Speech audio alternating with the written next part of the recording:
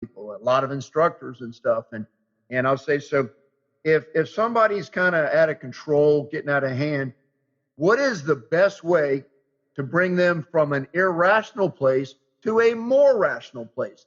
And I say, because look, it's not normal behavior to want to hurt someone, to be out in public and to be kind of bullying and threatening. That's just not normal behavior. And so it's our jobs to help bring that person back to a more rational frame of mind. And so the question is, so what do you think? This is like, I ask this to everybody, and what do you think is the very best way to bring a person back to bring them back to a more rational place? And you wouldn't believe some of the answers I get from people that are supposed to be qualified. It's modeling. Huh? I think it's modeling. I couldn't hear it good. I'm sorry. Modeling the behavior. You get to their level. You try to bring them down. You don't tell anybody, calm down.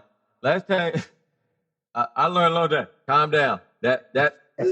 Yeah. I've been married for a while. That is not a good thing. Yeah. Control yourself. Calm down. No. Yeah. My answer that I teach is basically that these people have some sort of where are they coming from? See, that's part of what we got to understand.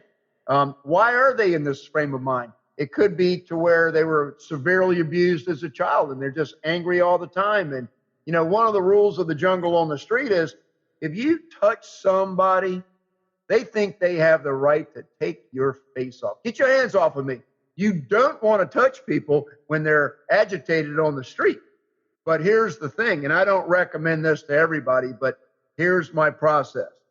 The answer to my question is the very best way to bring them from an irrational place to a more rational place is through love, empathy, and understanding. Okay, Steve, that sounds real good. What are you talking about? They need to feel love, because that's their whole issue probably is that they don't feel love. And they've just got this barrier that they've created, and they don't want anybody inside their space. So what I do, I get into them. I get inside their space. And this is where I don't recommend this. I've got specialized training that allows me to do this, but I get in close to them and I put my little finger kind of like up on their body somewhere so they can have a butterfly touch. And they need to be touched. They need to feel my blood flowing through my little finger onto their body. There's a warmth to that. And then I just sort of get right close to them. I mean, like 5-6 inches. Because when I'm that close to them, if they act out too badly, I'm in a pretty good position to stop them physically if I need to, because I'm totally on the inside there. Whatever. I don't want to go too far into what that means. But my point is, when I'm inside like that, I've neutralized their physical stuff that they could do to me. And if they continue to get hostile, I can do a whole lot at that moment. But here's what I'm saying. The conversation kind of goes like, hey, you need somebody to talk to, man?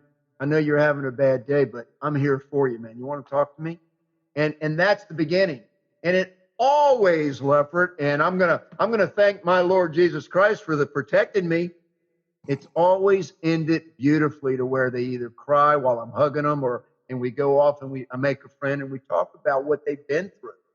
That's what it really is that we're talking about when we describe the process of crisis intervention. You have to make them comfortable, not feel threatened. The training is with the officers. There's always, palm up, not fist. Don't make them feel like if you get out of hand, I'm going to grab you and cuff you. I mean, you may have to do that. Of course, you may have to do that. But the point is, you just want to talk them down. You just want to talk them down by having them get closer to you. And then, now, does a person like that need to be punished sometimes? No. Most of the time, maybe not. If they haven't already done some great act of violence, they just need to be loved. So why did I go into all that, Lefford? Because you already know that. That's what you're doing with everything you're in the middle of here.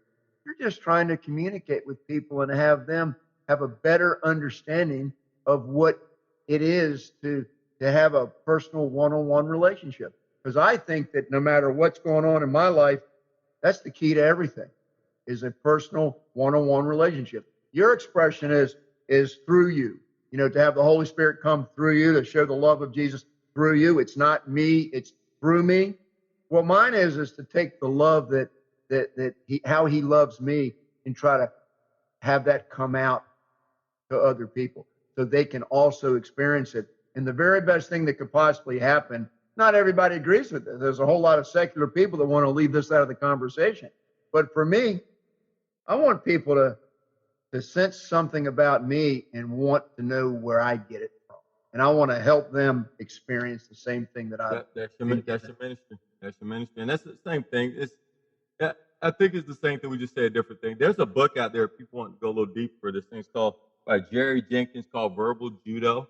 You probably read or studied it. Yeah, years ago. Yeah, it's a wonderful book. And it was funny. I was a cop in the military, and then I started working in mental health.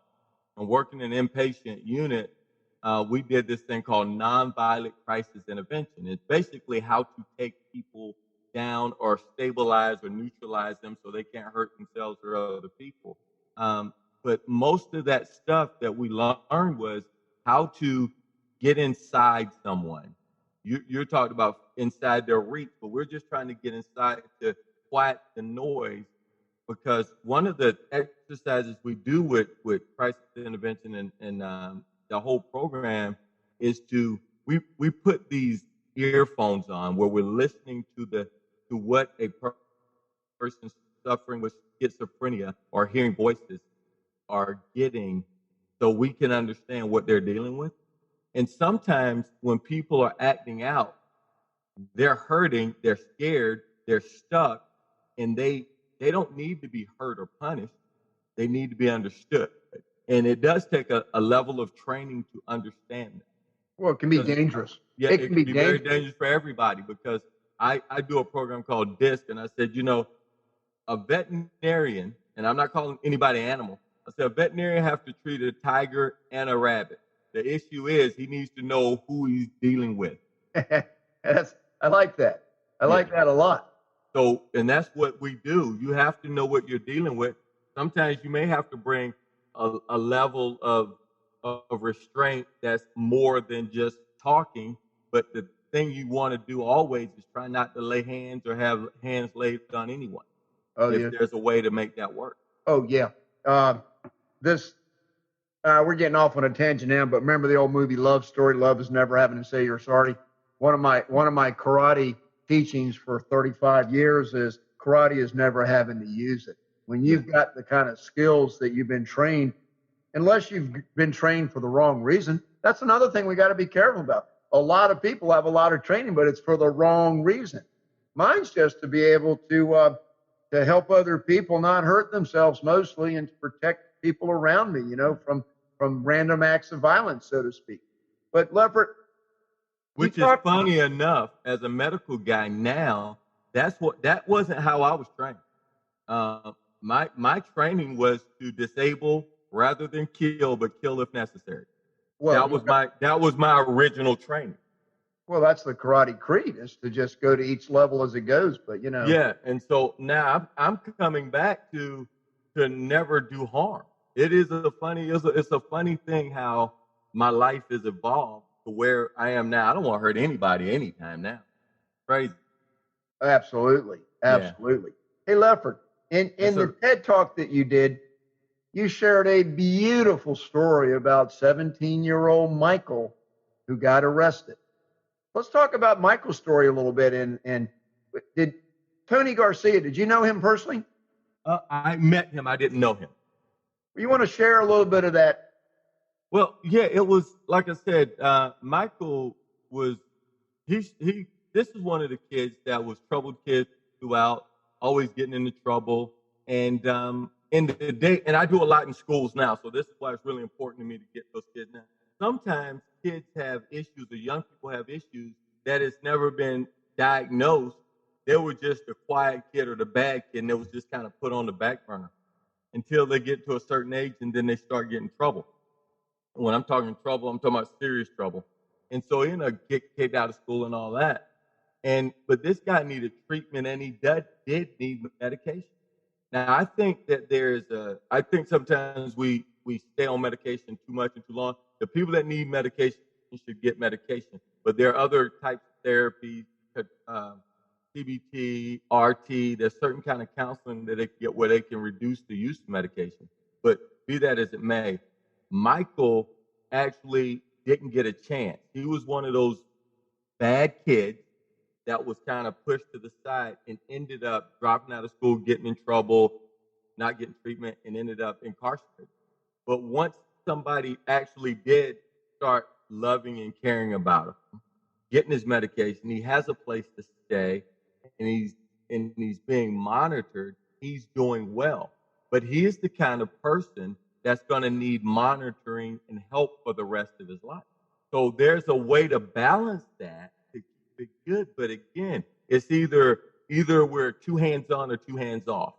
And it's everybody should be treated equal, but everybody shouldn't be treated the same. You know, if he's the kind of person that needs continual care, give him continual care. If he's the kind of person that can go without continual care, then he doesn't get it. He just got a coach or somebody like a Tony Garcia that can come there and listen and talk and get to know, see the signs and symptoms when he's going off track and be able to give him a slight course correction. So that's what I think saved him. So Tony Garcia was in charge of the intensive supervision program that Michael was in. Yes. Well, where did it end up?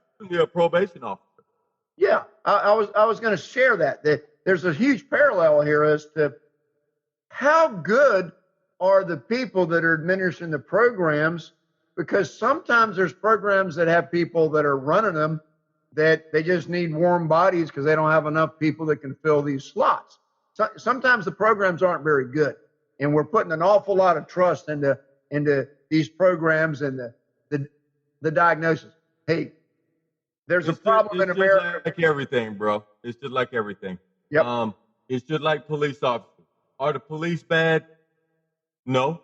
You Some got good and you got bad. You got the majority of people are up here. But see, the reality is, if you talk about drifters and non-drifters, you got a certain group of people that are they're following the standard. You got some people doing really, really well, and you got some people doing really, really poorly. We can talk about school teachers. School teachers, same thing. Everything. Your child is so lucky to have a teacher who really cares and not just somebody that got hired. Right. But you know what, though? I think some teachers get a bad rap, because I work with a lot of teachers. My son's a teacher. And the average teacher busts their hump to try to do good for what they're getting. The majority of teachers, I feel now that I think a lot of the really good teachers are getting burned out because, you know, it's a calling, but even though it's a calling, you got to feed your family. Because I'm called to do a lot, but I still got bills to pay. I am a believer. I believe God will provide, but He will provide enough. But your enough and His enough is totally different stuff sometimes. Well, I honestly believe that there are a lot that goes on. We need great teachers. We need great administrators. We need to pay teachers what they're worth. We need, and not only pay in money, but in respect and understanding, and to know what they require. Because like I said, I work in schools all the time now, and some of the teachers out of their salary, they're paying $5,000 a year out of their salary to provide supplies for kids that won't have if those teachers don't get it. Oh gosh, yeah, there's some wonderful teachers. Yeah. Well, it's just like everything else in life. A couple bad apples spoil the whole bunch. You know what I mean? It's like exactly. The whole barrel. Well, that's bananas, isn't it? Bananas are in bunches. No, yeah. You're right. Yeah. I was like, what kind of apples he eat? Yeah, they're yellow. Yeah, they're yellow. Hey, so Lefford, though, what we're talking about is some people call the kind of stuff that we're trying to do thimbles in the ocean. I used that phrase in the last show a little bit. But you know what? I would request something very special of you for a moment. I'm going to give you something that I know you do as well as anybody, because that's where you apply yourself. Talk about how one person